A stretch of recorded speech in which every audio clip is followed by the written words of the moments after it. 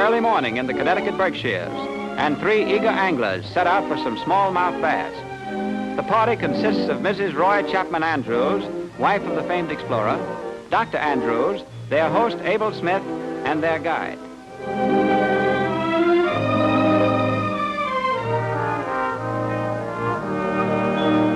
From a tackle box full of plugs and flies, Dr. Andrews takes one of his favorite bass bugs and attaches it.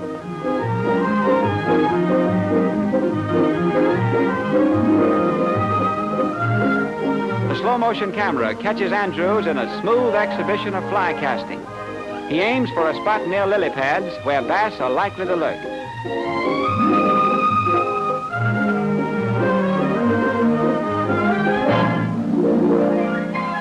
He has one and plays it skillfully. Many sportsmen claim that ounce for ounce and pound for pound, the smallmouth bass is the gamest fish that swims.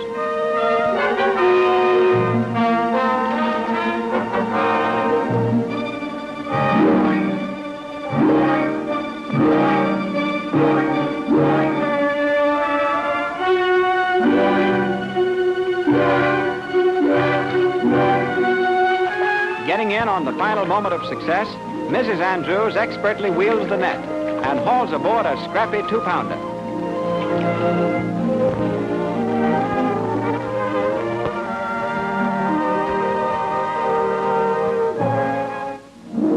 An expert angler herself, Mrs. Andrews displays her plug casting technique, another popular way to land the smallmouth. The plug is a painted wooden or plastic lure that Mr. Bass usually discovers, much too late, isn't what he thought it was. Mrs. Andrews casts again in slow motion, revealing the effortless form she's mastered.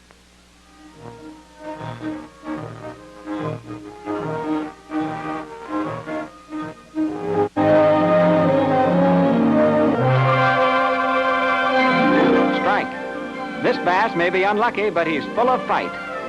Then is the smallmouth, which has snapped a careless angler's rod or parted his line.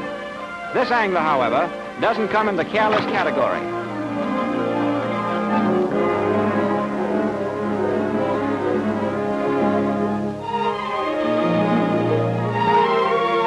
Abel Smith likes the live bait method and attaches a minnow to his hook.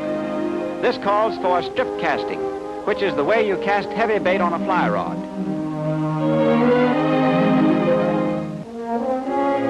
Smith uses a side-arm motion with slack line stripped out in his hand.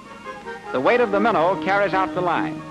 Once he casts, he keeps stripping in line, allowing the minnow to swim naturally and attract his victim. Nor does it take very long to get some action.